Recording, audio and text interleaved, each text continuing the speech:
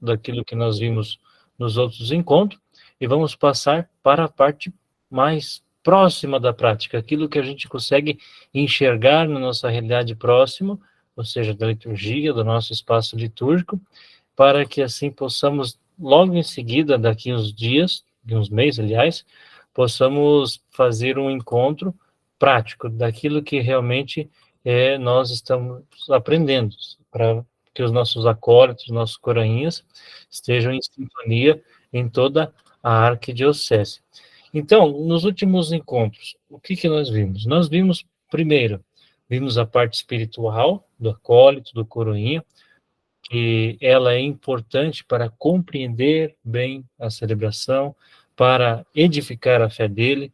Isso tudo ajuda que ele consiga realizar o seu trabalho com maneira mais eficaz, tanto acólito como coroinha, no sentido de estar se sentindo em casa, ter confiança nos coordenadores nos coroinhas, nos acólitos, em vista de um serviço público, ou seja, na liturgia, onde se serve o próximo. Então, a espiritualidade do acólito coroinha é muito importante.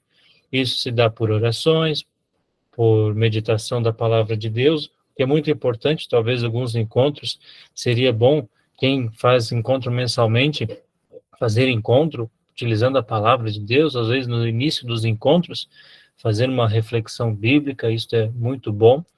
Também, e sobretudo na celebração da missa, nós encontramos o ápice da nossa fé, da nossa vivência como acólito e como coroinha, também como cristãos. Por quê? Nela, na missa, como nós vimos dividido em duas partes, as partes iniciais e a parte da palavra, Deus nos fala, Deus nos conversa com a gente e nos instrui. Ali o coroinha e o acólito, eles ajudam, geralmente levando turíbulo, velas, para mostrar que isso é a nossa oração que sobe ao céu, nossa palavra de Deus, que Deus vem ao encontro para falar, a ponto de ele se encarnar em nosso meio. Isso é a primeira parte da missa. E a segunda, que o coroinha às vezes tem e o acólito tem um pouquinho mais de participação, onde tem a parte da Eucaristia e a parte final. Na Eucaristia, sobretudo, quando o coroinha toca o sino, lava a mão dos padres, o acólito quando leva os objetos litúrgicos, mas não simplesmente um ato vazio, mas o ato que ele está fazendo para o padre, que representa Cristo, servindo o altar, onde acontecerá o sacrifício de Cristo, mas em vista de todos aqueles que estão participando, seja ali presencialmente, materialmente, seja espiritualmente, mas também de toda a igreja, seja celeste, seja terreno. Então, é importante que nossos coroinhas, nossos acólitos tenham consciência disso para entender a dimensão do sacrifício, a dimensão da Santa Missa, para eles ter mais fé ao exercer seu trabalho. E hoje nós passamos, então, para nossos objetos e paramentos litúrgicos, como uma base de conhecimento onde todos os acólitos coroinhas já são convidados a saber o nome. Eu lembro que os coroinhas já têm essa formação, mas quando vão iniciar novos acólitos, também é importante fazer novamente essa formação para retomar o nome, os conceitos, porque durante a missa pode acontecer, o padre fala, me traga o monastério. Ah, o que é monastério? É uma toalhinha. Mas o padre fala, pega o cálice. Ah, o que é cálice? O que é âmbula? Então, essas são coisas que a gente precisa saber para ensinar também os nossos coroinhos, nossos acólitos a melhor servir. Nós começamos primeiramente pelo missal, que ele é um livro utilizado na liturgia, sobretudo pelo padre. Nele contém as orações eucarísticas, a oração diária, contém também o calendário litúrgico, contém os dias do ano, os santos que se celebram cada dia. Ele contém uma divisão internamente dele, que demonstra aquilo que o acólito precisa saber para abrir na hora da missa. Então, o padre vai celebrar, por exemplo, num domingo de Páscoa. É a página do domingo de Páscoa, indicando o prefácio, que vem antes da oração eucarística, indicando a oração do dia. O padre quer fazer o sinal da cruz, mas quer fazer uma saudação diferente. Então, existe uma página que consta que o acólito pode abrir e apresentar para o padre. incluindo fórmulas de ato penitencial, o glória, a letra do Cordeiro, a letra do Santo. Então, no missal, nós encontramos essas letras fixas da missa, que às vezes não pode ser mudado. Às vezes a equipe de liturgia tem dúvida, tal glória é litúrgico? Olha o missal, se ele acompanhar, ele é litúrgico. Olha o ato penitencial, é litúrgico? Não, olha no missal. O missal, ele fornece algumas opções de ato penitencial. Então, o missal é o livro usado pelo padre para conduzir a celebração. O lecionário dominical, ele contém as leituras dos domingos.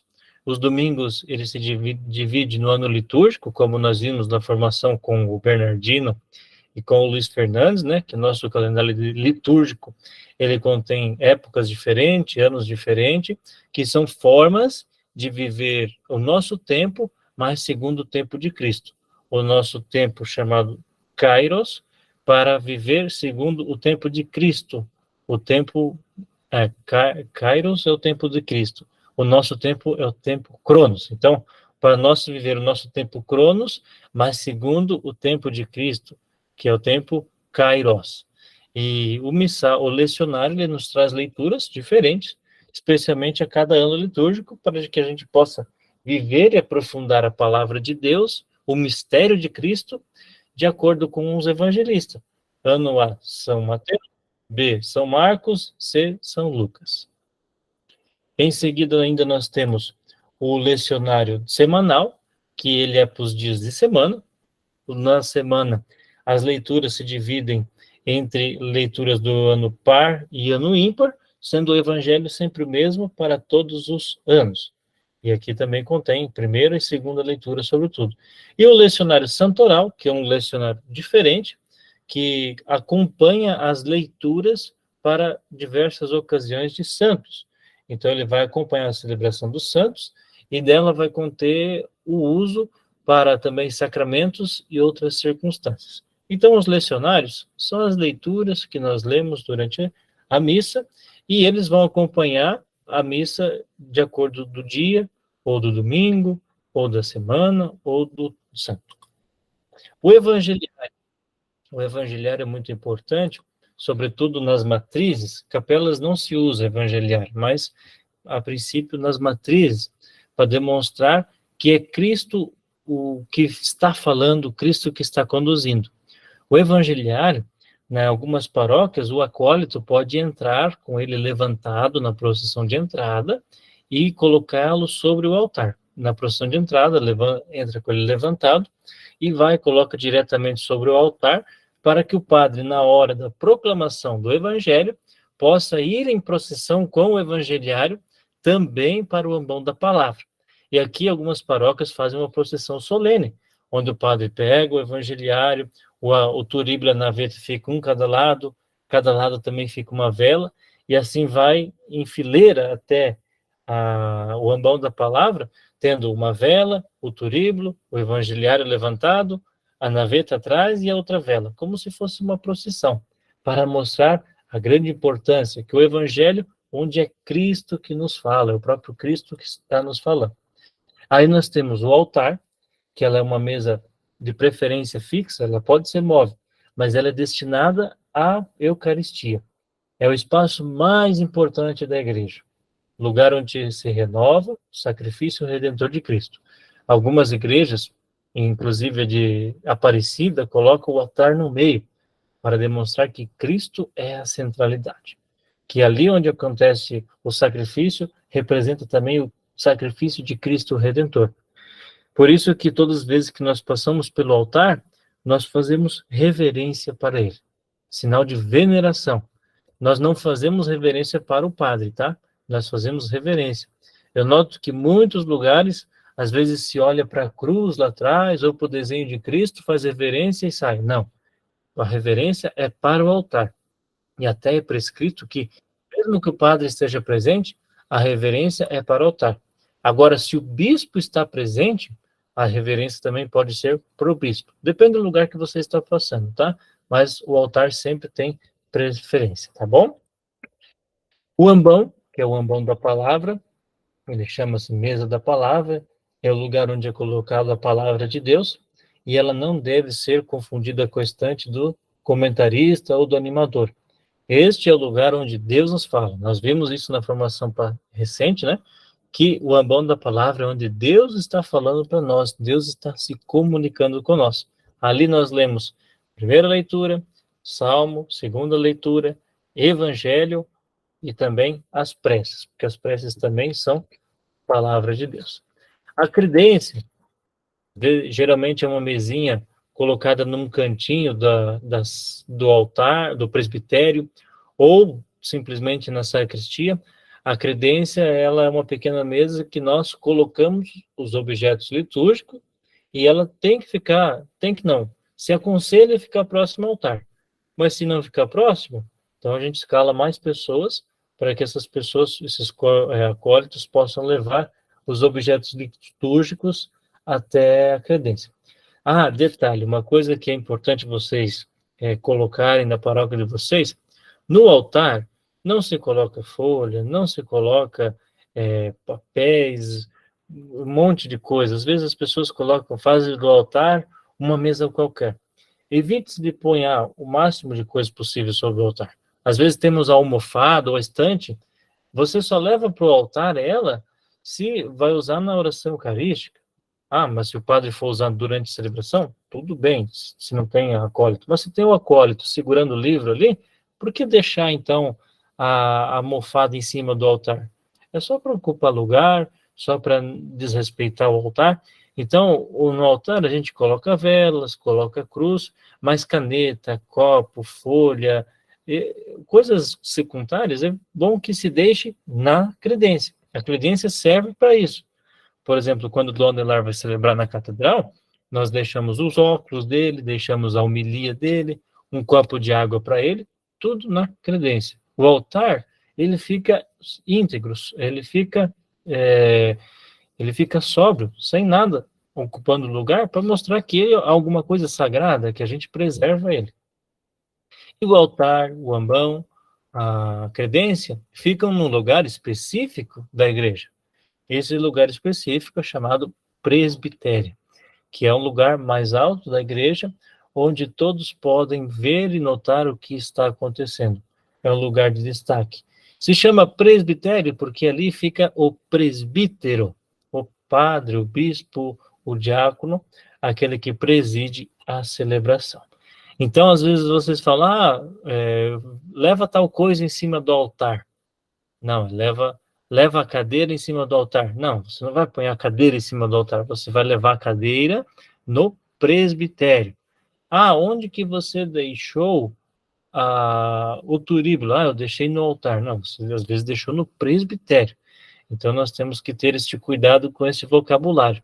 Nós temos o presbitério. Nós temos o costume de chamar todo o espaço do altar, do presbitério, de altar.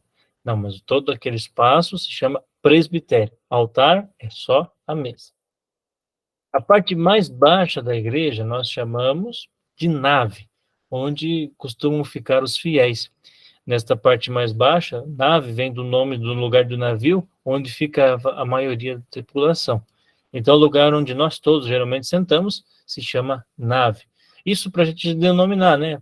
Olha, você desce até a nave, você sobe até o presbitério, você passa pelo ambão, você passa pelo ambão da palavra. Então, para o acólito e a coroinha terem noção do espaço litúrgico. O sacrário é um lugar onde nós guardamos as hóstias sagradas. Recomenda-se que fique num lugar apropriado, com dignidade, geralmente numa capela lateral. Então, é recomendado que não fique na igreja em si o sacrário, mas que fique numa capela lateral. Mas na minha paróquia tem no presbitério. Não tem problema, foi construído assim, tranquilo. Então, quando se faz procissão de entrada, se o sacrário está no presbitério, não se faz necessariamente a reverência, mas se faz genuflexão, porque o tabernáculo, o sacrário, está no presbitério. Isso quem diz é o missal romano, não sou eu que estou falando, tá? Mas daí, durante a celebração, se faz reverência mais para o altar, tá? No começo é só porque está chegando, está saudando o que está ali. O sacrário, como que surgiu o sacrário? O sacrário, antigamente, Os cristãos não sabiam onde colocar as hóstias que sobravam da sua celebração. Então, eles colocavam em um lugar adequado, um lugar ornamentado, bonito, e deixavam uma luz acesa para demonstrar que Cristo estava presente ali. Esta é uma grande diferença nossa dos luteranos. Os luteranos, eles também consagram a Eucaristia, mas eles acreditam que depois de consagrada, depois que terminou o ato litúrgico, as partículas consagradas podem ir para a sacristia e voltar para o armário. Não, a gente acredita que uma vez consagrada, para sempre Eucaristia. Então nós colocamos num armário bonito, numa caixa bonita, ornamentada, e com uma luz vermelha para mostrar que Cristo está presente ali. E essas hóstias que estão guardadas ali, é aconselhável que seja levada para doentes, para os cristãos que não puderam participar da celebração por motivos de saúde. Então, ela tem um significado especial. Tanto que se recomenda que toda celebração se comungue partículas recém-consagradas, eucaristias recém-consagradas, para demonstrar a grande conexão que existe de comunhão daqueles cristãos. As eucaristias que estão no sacrário, ela é reserva para doentes, para enfermos, para pessoas que necessitam. Nós temos o púlpito, que era um lugar antigo na igreja, que nós não temos mais, quando ainda não se tinha microfone, que os padres subiam para fazer a pregação. Isso para nós, nossas igrejas aqui na nossa região não tem. Temos o batistério, poucas igrejas têm, que era um espaço à parte, onde se ia cantando a ladainha, quando se manifestava a vontade de batizar, a procissão se seguia até o batistério, ia cantando a ladainha até o batistério, onde se realizava o batismo. Nele vocês vão ver que fica a pia batismal. Aqui, no batistério, ele é um lugar próprio para o batismo. Mas nossas igrejas, devido às suas circunstâncias diversas, ela coloca a pia batismal na frente do presbitério, ou, às vezes, algumas igrejas na porta de entrada. Por que na porta de entrada? Para simbolizar que o batismo é o nosso momento de entrada na igreja. O momento que nós somos inseridos na igreja é a partir da fonte batismal. Ali nós morremos para a vida, nós morremos para o velho homem e nós tomamos vida nova com Cristo. Nós nascemos um novo homem. E o batistério era um lugar importante para isso. Na igreja antiga tinha muito isso, e até lugares que o batistério era uma piscina, onde a pessoa descia degraus, mergulhava e de novo subia outros degraus e saía. Se vocês tiverem um dia a oportunidade de pesquisar, pesquisem, que é muito rica essa história. A pia batismal, onde acontece o batismo, que eu disse para vocês, às vezes ela pode ser funda ou rasa, algumas servem para mergulhar, outras servem só para colocar a cabeça e colocar água, mas o lugar onde se batiza. Sacristias, aqui poucos sabem, né? Lugar, uma sala anexa à igreja, onde se guarda a veste dos ministros e objetos litúrgicos, e que são destinados a celebrações, e onde também os ministros de paramento. Nós temos que tomar cuidado para a sacristia não virar uma festa, uma bagunça, porque é muito fácil dentro da sacristia, muita conversa, muitos risos, e nós não entendemos que a sacristia também é um lugar sagrado, um lugar que nós estamos nos preparando para o culto, preparando para o ato litúrgico. Então, nós temos também que ter consciência de que a sacristia também é um lugar importante. Não que será aquele silêncio muito profundo, mas um lugar de respeito, né, onde a gente não vai contar muita piada, não vai dar risada por qualquer coisa. Alegria, ela tem que ter, mas uma alegria moderada, né, algo mais verdadeiro, né, algo com respeito, evitar palavrões, evitar falar alto, assobiar, porque às vezes de algumas sacristias se ouve até lá dentro da igreja o que está acontecendo ali, né, então temos que ter cuidado em relação a isso. Corporal.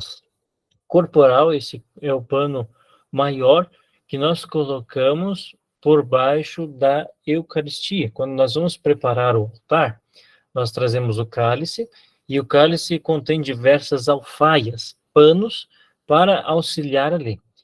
como nós estamos lidando com algo sagrado, qualquer partícula, qualquer gota, ela é sagrada, a partir da consagração. Então, esse pano maior que nós estendemos por primeiro na mesa do altar se chama corporal. Por quê? Porque dele, em cima dele, vai ficar o corpo e o sangue de Cristo. Primeiro vão o pão e o vinho, mas depois, pela ação do Espírito Santo, se transforma corpo e vinho. Vejam, ele é até dobrado assim, né? Ele é dobrado dessa forma, para que depois, quando você for retirar, você também dobre ele fechando para dentro, a fim de que nada caia para fora, para que não se perca nada, nenhum fragmento. Então tem que ter cuidado, se algumas paróquias os acólitos preparam o altar, pedir para não chacoalhar achando que a toalha é de mesa, é uma coisa muito sagrada, tá? O manustérgio, aqui a imagem está um pouquinho ruim, é uma toalha que o padre usa para secar as mãos, que geralmente vai com o lavabo, que vai com a ânfora e com a anáfora, ou seja, com a jarra e com a bacia, onde o padre lava as mãos. Essa função geralmente dos coroinhas, né? Que lavam as mãos do padre e também secam. É o tamanho menor para que possa secar só as mãos, né? Jesus já disse, não precisamos lavar todo o corpo, somente as mãos. A pala é aquele um pano quadrado com algo duro por dentro que serve para tampar o cálice. Ele tampa o cálice para que não caia sujeira dentro dele e não entre mosquito, mosca, mas que o sangue de Cristo possa ser conservado durante a celebração.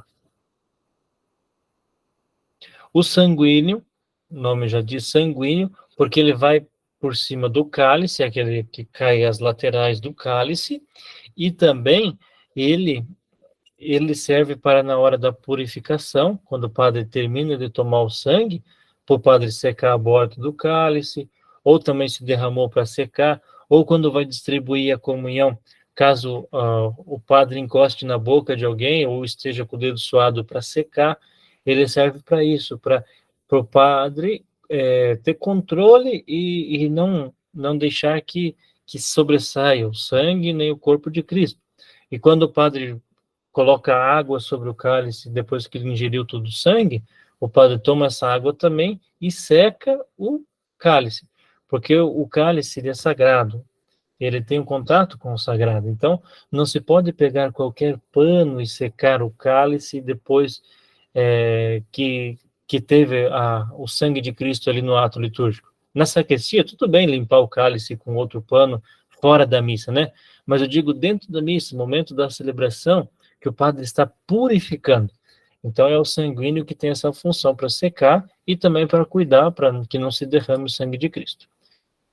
Nós temos o véu de âmbula, que é um véu que nós colocamos no sacrário, um pequeno tecido, que vai sobre as âmbulas para guardar no sacrário. Então, além do sacrário, nós colocamos ela por cima da âmbula para proteger, a fim de que a ferrugem, a fim também de que nós demonstre que é sagrado. Existe um ditado na igreja que tudo aquilo que é sagrado a gente tampa ou a gente coloca um véu. Por causa que às vezes algumas mulheres colocam véu, usam véu durante a celebração, para demonstrar que também são sagradas, né? Mas o uso do véu caiu há muito tempo, então hoje em dia não convém a gente que entende que homem e mulher são sagrados por natureza. Mas o véu da âmbula, ele procura mostrar que ali está escondido algo precioso. A âmbula é o recipiente que nós usamos para distribuição da Eucaristia, mas também para guardar a Eucaristia. Ali, quem é ministro sabe que é colocado partículas dentro, o padre consagra, depois distribui, as que sobram são juntadas em uma só, e nós colocamos no sacrário. Qual que é a diferença da âmbula e do cálice? O cálice não tem tampa. O cálice, ele é maior, geralmente é dourado por dentro, ele tem um aspecto mais oval, dependendo do cálice, e ele é destinado para o sangue de Cristo. A âmbula é para o pão e o cálice é para o vinho, que se tornará sangue. Até cálice, ou a palavra cálice, vem da palavra bebida quente. O nosso sangue, ele é quente ou é frio? Ele é quente. Então, todas as vezes que nós consagramos a Eucaristia, ali está o sangue vivo de Cristo, o sangue quente. Nós temos a caldeirinha, é um pequeno recipiente que vai água benta para o padre aspergir. Dentro dela, geralmente vai, não aparece aqui, o isopo, que é um outro objeto que vai dentro dela, com um negócio redondo na ponta, né? Que o padre mergulha e asperge. Então, a caldeirinha vai a água benta e o isopo, que vai dentro, aquele ferrinho, se chama isopo, que é para aspergir água benta. Aí nós temos o aspersório, que ele é um instrumento já com água benta dentro, que nós só desrosqueamos a ponta e jogamos. A água benta serve para abençoar objetos, para aspergir nas pessoas. Temos os castiçais, que são meios para que se usemos coloquemos as velas. Os castiçais, eles geralmente se chama castiçal quando são fixos, quando são soltos nós chamamos lâmpadas ou lanternas.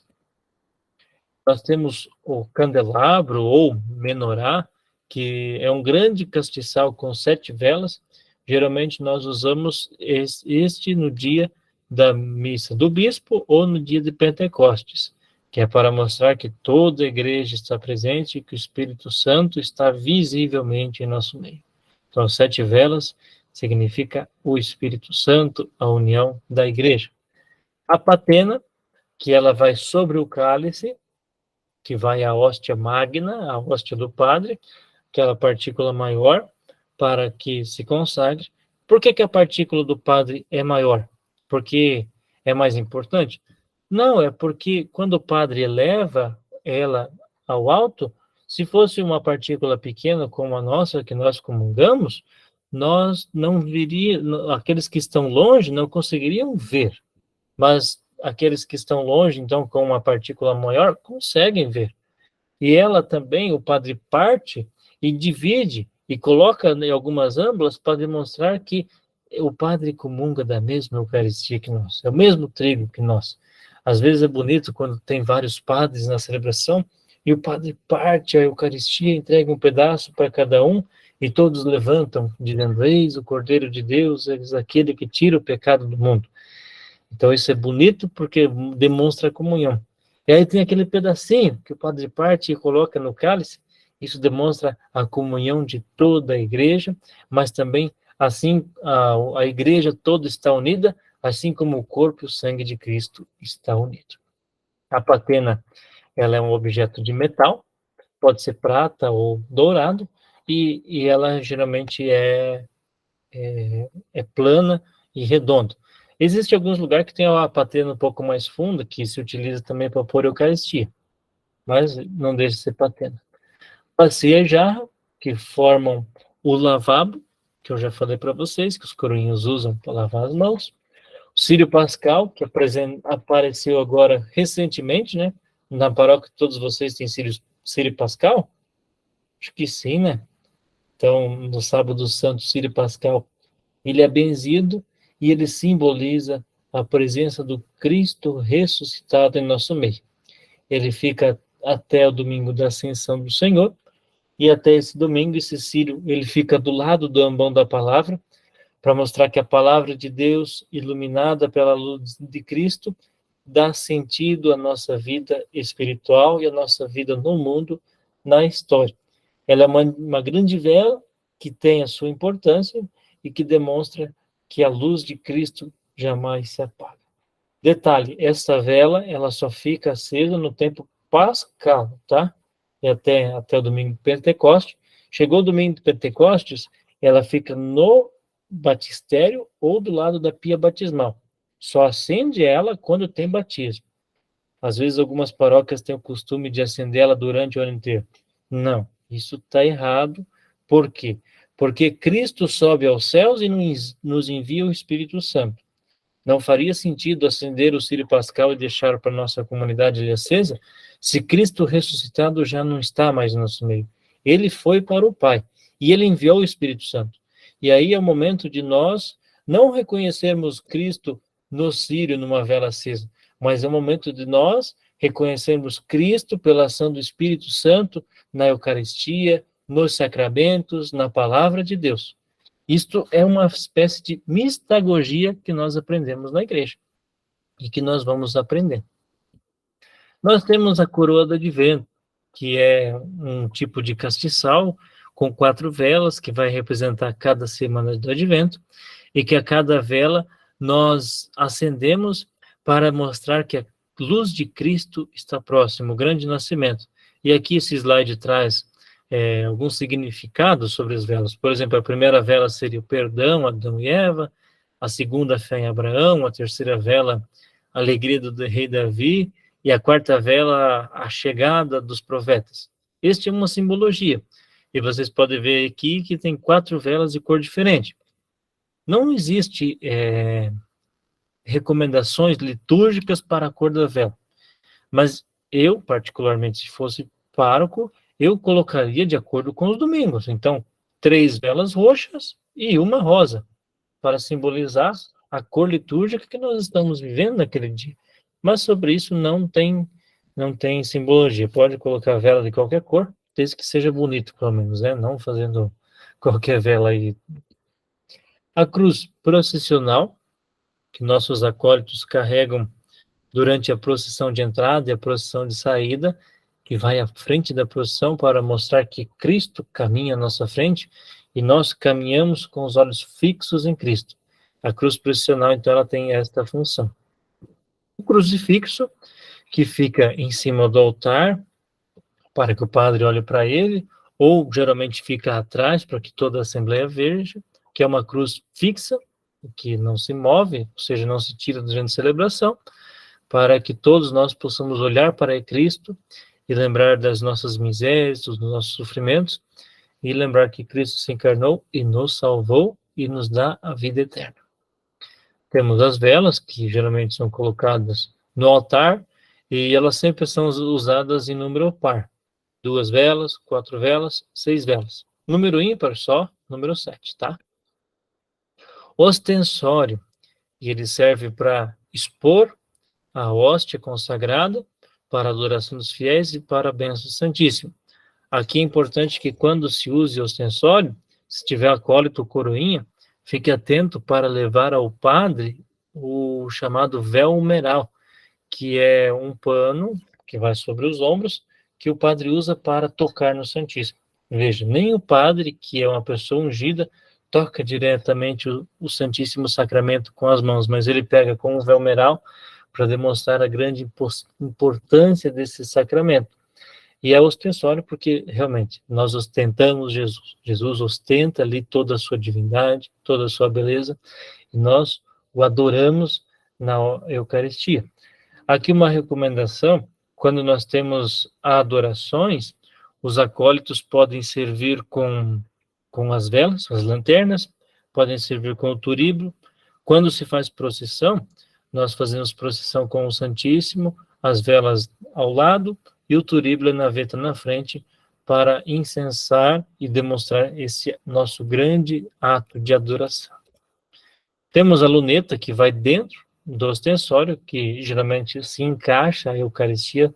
Ela é uma peça móvel, se tira de dentro, coloca a Eucaristia e se põe de volta. A hóstia, que ela é feita com pão não fermentado, pão ázimo, ela se torna o corpo de Cristo após a consagração, e ela normalmente tem a formação circular, e ela é feita só de farinha e água. Por que é feito asmo? Nós temos diferença que algumas igrejas católicas orientais, eles usam pão fermentado, mas a nossa católica se mantém no pão ázimo, assim como o relato de Jesus, quando falava sobre a Páscoa dos judeus, sobre os pão ázimos, pão sem fermento, porque o fermento ele tem um grande significado para nós. Às vezes o fermento pode ser uma coisa ruim. Nós temos que ter o fermento das coisas boas, não o fermento mal dos judeus, mas o fermento que nos leveda, que nos deixa mais leve, que nos deixa mais participantes do mistério e propícios à comunhão. Reserva eucarística, aquilo que eu falei para vocês, que ficava dentro do sacrário, para os doentes, para comungar fora da missa. O incenso, aquilo que é uma resina aromática, que ela é extraída de várias plantas, e ela colocada sobre as brasas na celebração, exprime ali um cheiro agradável, e isso era usado no templo de Roma, do imperador, quando eles cultuavam os deuses, os imperadores, era queimado incenso. Mas aí, com o cristianismo, surge, tem novo significado, que esse significado é de culto e adoração a Deus. Temos a teca, que ela é uma pequena âmbula, que é para guardar a Eucaristia, a partícula maior para consagrar, para adoração. Então, às vezes, aquela partícula maior, a Eucaristia maior, ela não fica dentro de uma âmbula normal, mas fica numa teca especial para ser utilizada na adoração. E nós temos, às vezes, tecas pequenininhas que servem para os ministros extraordinários da comunhão levar a Eucaristia aos doentes. Turíbulo, que é este objeto que nós colocamos brasa durante a celebração, e logo em seguida o incenso dentro dele, ele faz um movimento de tipo um pêndulo, né, que serve para jogar fumaça. Temos a naveta, que se guarda incenso dentro dela, que é um pequeno vaso onde o incenso fica guardado para nós colocarmos incenso no turíbulo, com uma colherzinha pequena. Nós temos o báculo, que é um bastão, um ferro, pode ser madeira também, utilizado pelo bispo, que significa que ele é o pastor daquela região. Aqui nós temos 2 bispos agora. O bispo titular, que é o Dom Donizete, o Dom Adelar, que é o nosso pastor, e temos o Dom Donizete. O Dom Donizete pode usar o báculo? Pode. Por que ele pode? Porque ele é o bispo auxiliar, ele também ajuda a pastorear as ovelhas junto com o Dom Adelar. Mas numa celebração que estão os dois, somente o Dom Adelar pode usar, porque ele é o pastor primeiro. O Dom Donizete é o pastor que ajuda o Dom Adelar a pastorear. Mas Dom Donizete quase não tem o costume de usar o báculo, só em crisma. Mas é importante. Quais momentos se usa o báculo na celebração? O bispo usa na procissão de entrada, depois ele chega na frente do altar, ele tira, deixa com o acólito, o cerimoniário pega e entrega o acólito responsável. Depois, enquanto se ouve o evangelho, durante a homilia também pode-se usar o báculo, e também depois, por último, na bênção final e na procissão de saída. Esses são 5 momentos que nós usamos, que nós não, né? Que o bispo usa o báculo, né? Que o bispo usa o báculo durante a celebração. A cruz peitoral, que é utilizada pelo bispo no peito durante a celebração e fora também. Mitra, que é esse chapéu quadrangular, que é usado pelo Papa, pelos cardeais, pelos bispos, e também por superiores de abadias. Os abades também podem usar, somente os abades, superior de um mosteiro, desculpa, quer dizer, né? A mitra ela já é um pouquinho mais delicada, o seu uso dentro da celebração, que é assim, quando o bispo está se dirigindo ao povo, ele usa a mitra. Mas quando o bispo está se dirigindo a Deus, ele não usa a mitra. Então, na procissão de entrada, o bispo usa a mitra, ele, no sinal da cruz, ele vai iniciar em nome de Deus.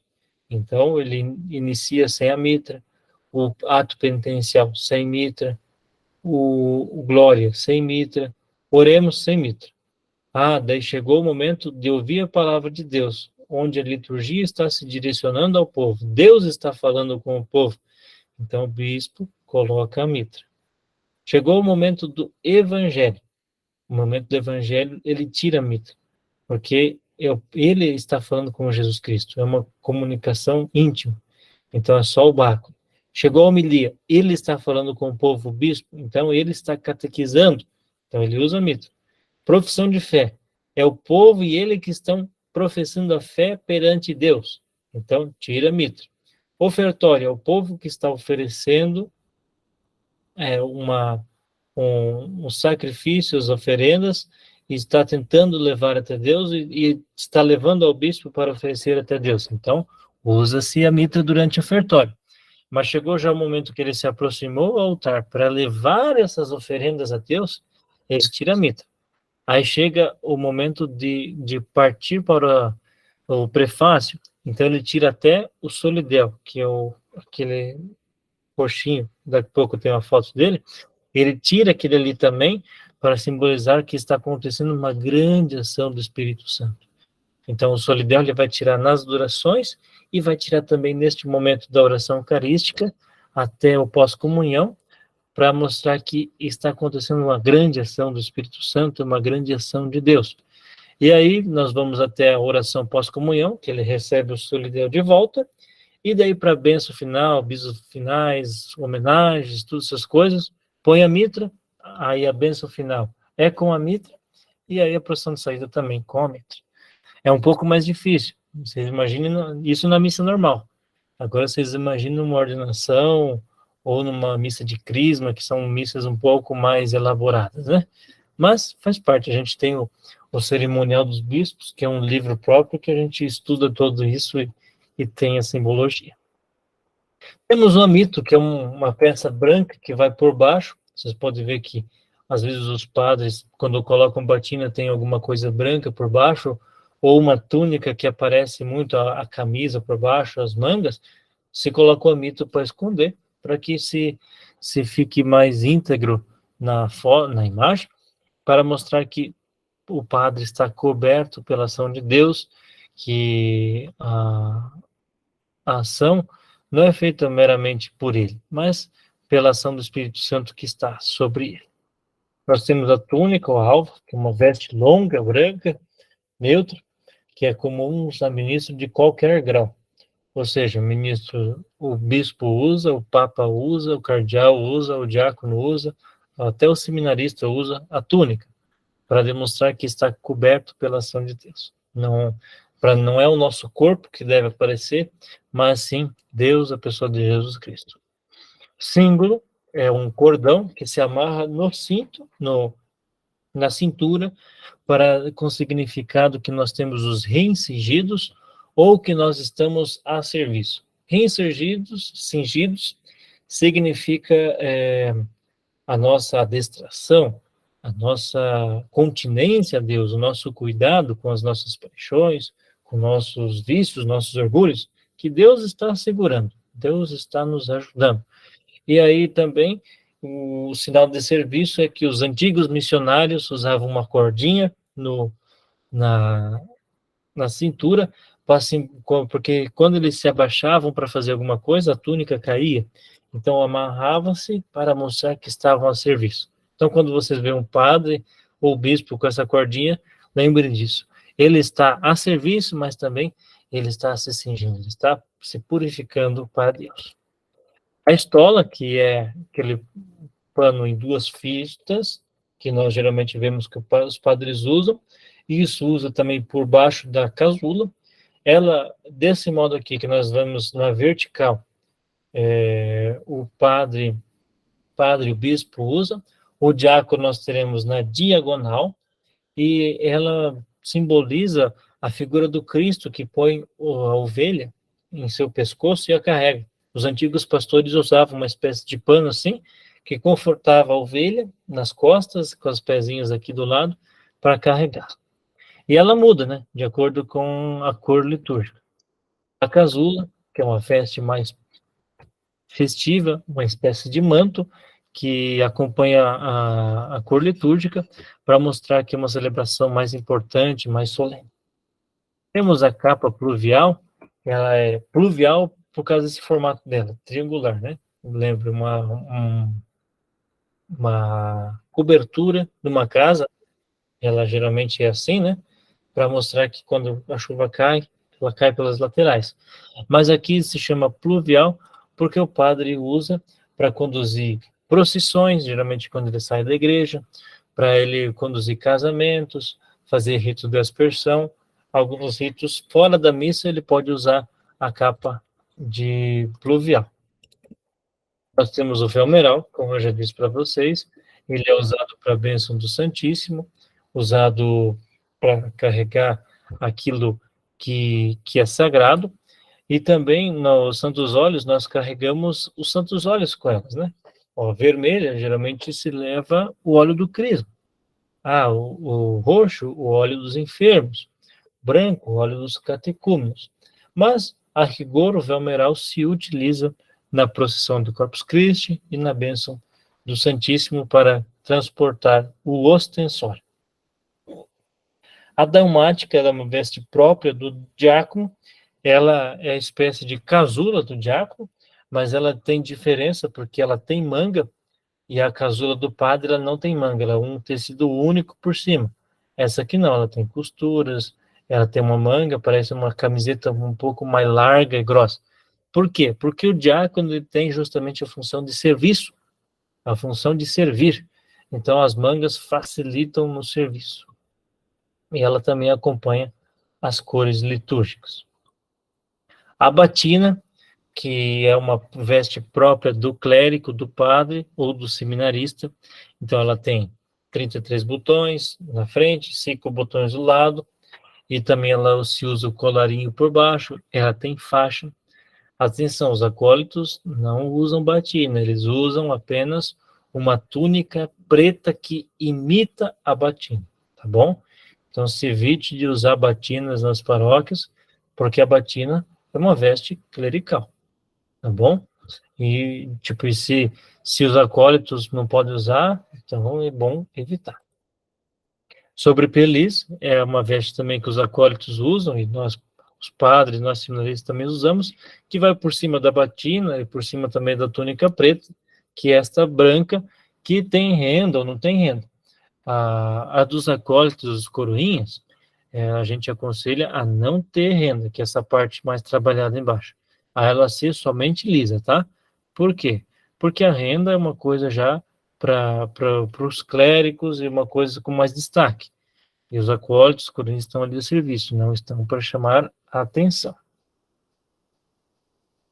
Carrilhão, ou sininhos, que são os tocados durante as celebrações, nas mais festivas tocadas durante o Glória, mas, sobretudo, é tocado na hora da consagração. Essa função é reservada aos coroinhas, que tocam durante a consagração. Como tocar? De acordo com o costume da paróquia, 3 vezes a cada elevação, ou 3 e 3 vezes, como é o costume. Então, isso é o carrilhão. A gente nunca vai chegar no consenso, mas se toca segundo o costume antigo durante a consagração. Temos a sineta, que daí é um sininho único, que também tem a mesma função do carrilhão. Quando tem mais que um sino, carrilhão. Quando tem um sino só, sineta. Sim, vocês podem chamar para diferenciar. Matraca, quando não se tinha sino, se trocava matraca. Alguns antigos aí vão saber que é um costume. Ou em épocas que não se toca sino, podia se tocar a matraca, que ela é um toque mais seco e mais agudo, né? Então, aliás, seco e grave. Então, a matraca era utilizada, sobretudo, em tempos da quaresma ou do advento, para demonstrar um tempo mais sério. Mas hoje, nas nossas igrejas aqui, não lembro de ter visto alguma. Lâmpada do Santíssimo, que indica a presença, fica ao lado do sacrário. Geralmente ela é vermelha, para demonstrar que é ali o fogo, a chama viva do amor e da esperança. Lanterna processional, ou luzes, né, que nós utilizamos, que os acólitos utilizam na procissão de saída, na procissão de entrada, na procissão do evangelho, durante o santo, quando eles podem entrar e se posicionar à frente do altar, são a lanterna processional. Geralmente 2. E assim, nós finalizamos a nossa apresentação de hoje sobre os objetos litúrgicos. Acham que faltou algum, que deu tudo certo? Como que foi? Isso vocês já podem ir levantando a mão e perguntando.